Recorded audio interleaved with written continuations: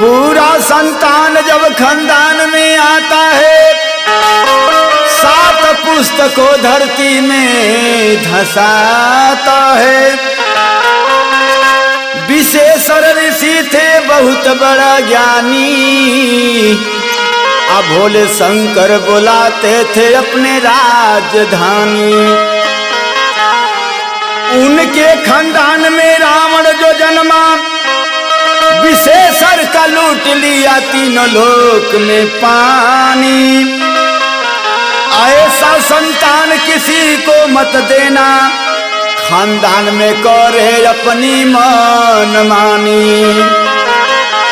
जैसे कि रावण के चलते प्रभु जी, विशेषर की खानदान की हुई थी हानि।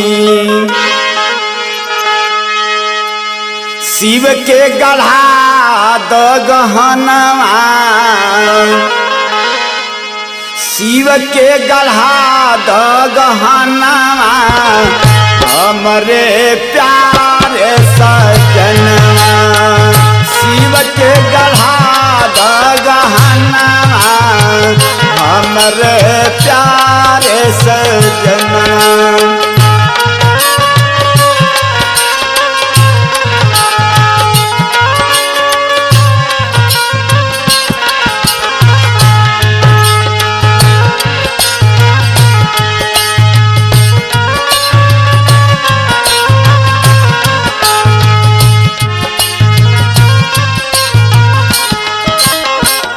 हर भोला हर शिव के सड़िया मांगा दे।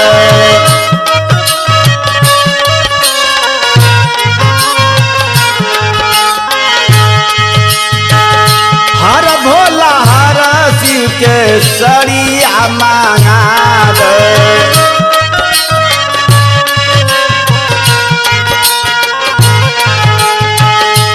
बम बम भोला कटी कुली ले आद।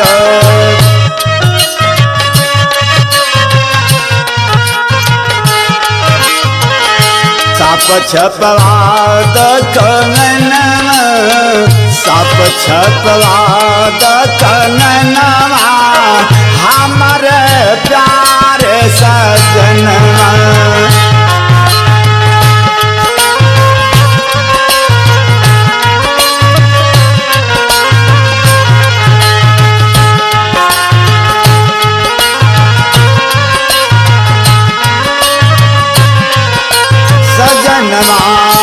शिव के गढ़ा दे गहना, हमारे प्यारे सजनवा।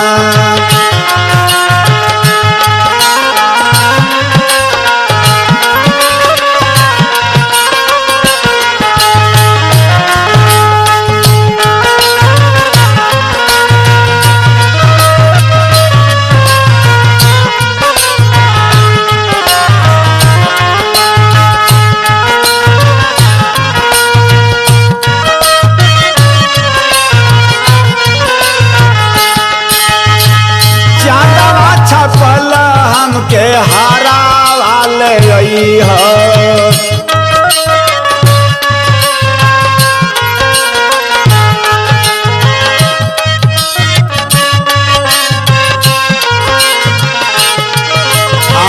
गोजर बिच्छू काम के नथिया गड़ई हो।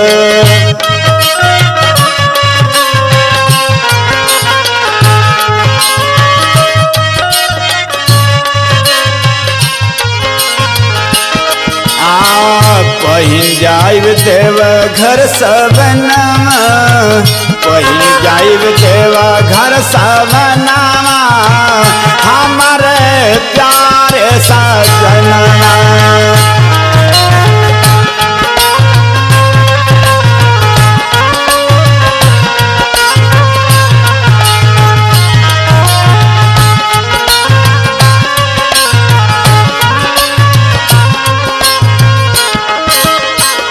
त्रिशूल छपल ले छगलावा,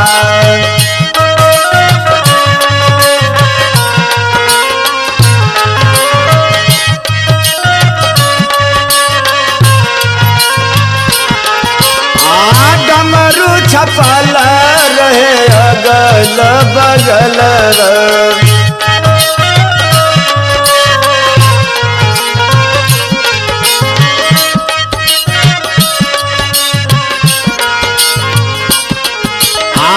पूरा करी हमरो अब मांगना, पूरा करी हमरो मांगना, हमारे प्यारे सजनवा शिव के गढ़ा दई गहना, हमारे प्यारे सजनवा।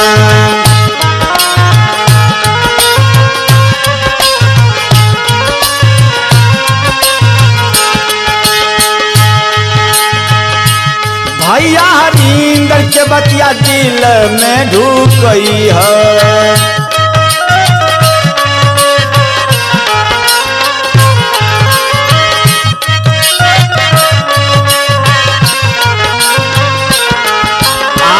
दया चल चन्ना शिवा के अंगूठी मंगई है।